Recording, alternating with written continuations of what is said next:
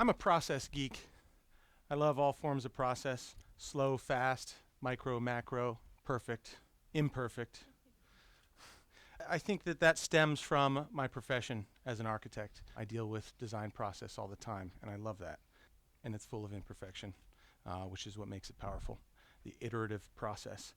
But I'm also a chef, and I'm going to talk about the process that's brought that about and talk about it in terms of a much larger process that I think we see happening around the world. And it's relevant to all of these talks, I think. It's what it's about is connectivity and networks and the food system's enormity. For me, this connects back to an agricultural DNA. I come from 5 generations of fruit farmers in Adams County, Pennsylvania. The county seat there is Gettysburg.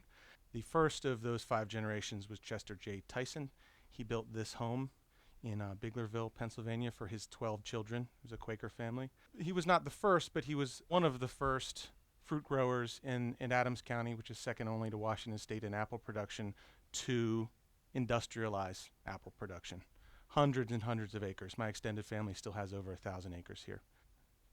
That childhood in an agrarian community, living amidst the orchards, even foraging in the natural environment, really, for me, informed my perception of place. It created the blueprint of place for me, and also informed what has carried the whole way through, a sense that food is what fundamentally connects us to our environment. And I think as I became an architect, I realized that this was important, and suddenly my perspective as an architect grew and broadened.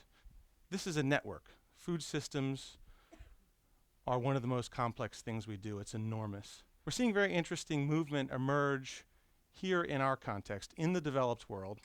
As we all know, there's a food movement. There's amazing things happening. It's still very small when you compare it to the overall food system, but it's a radical thing that in the last 5 to 10 years, there are more small farms for the first time, I think, in 100 years.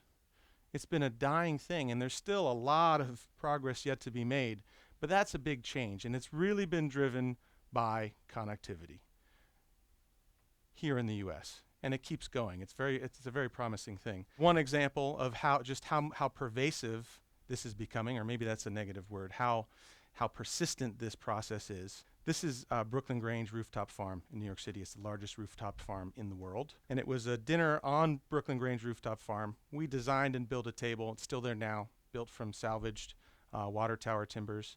And it was a literary dinner. It was a book release party for some author from Portland, Oregon, who was touring through. And we did this wonderful dinner and picked the food from around us. So here you had a new form.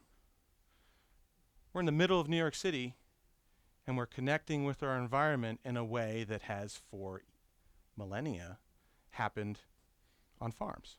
And, you know, it generates social technology. It creates new ways of thinking about how we interact, how we design, how we build our spaces.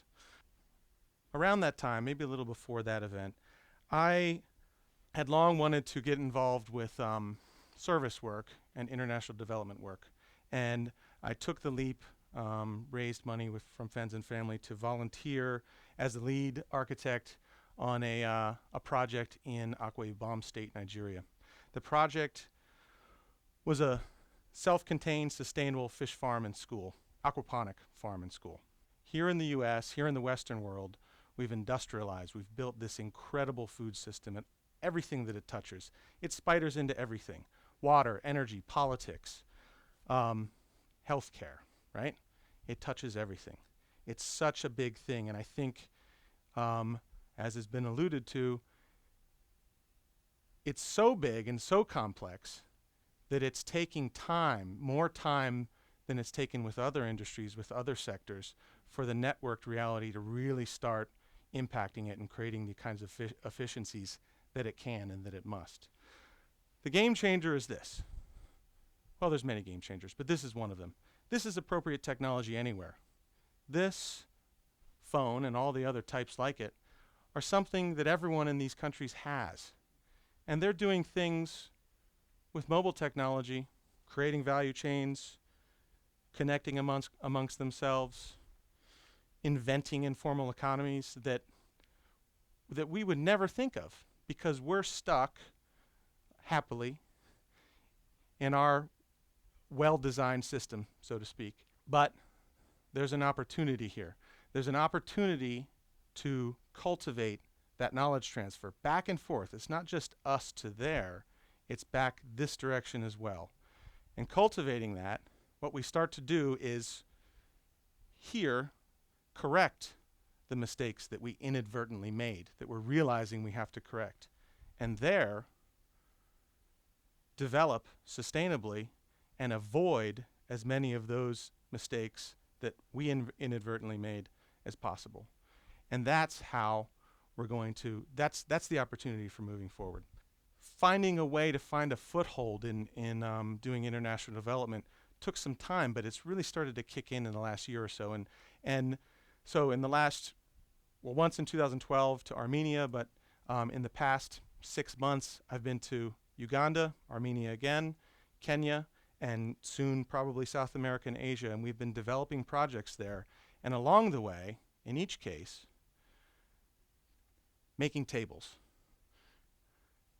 Putting a table together, bringing the stakeholders that are involved with the project or not involved with the project, but are there, that are part of the community, and breaking bread together and talking about what we're doing.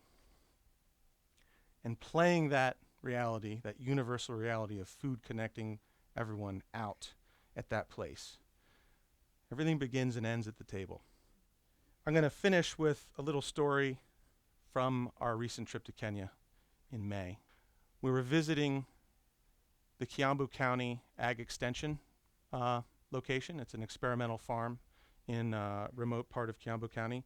And we were getting the tour and we were walking around. We were talking about the project and what we're going to do with this and how we would take it from there into developing a larger sustainable food system, collaborating with local people, working with them, really leveraging the human capital, the brilliance of people everywhere and in that particular place. And we're walking down a dirt path, and there are two women with hoes working in the maze, in the rows of maize. And we heard a phone ring, a cell phone ring.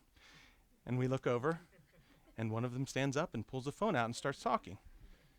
And we laughed because this was one wonderfully simple moment of validation, and we had many along the way, of just what's out there and what this radical opportunity is. And it's no less than an opportunity to solve the problem of feeding 2.5 billion people by 2050. And that's how it's going to happen. And that's why I'm going to continue to entertain this business of being an architect and chef.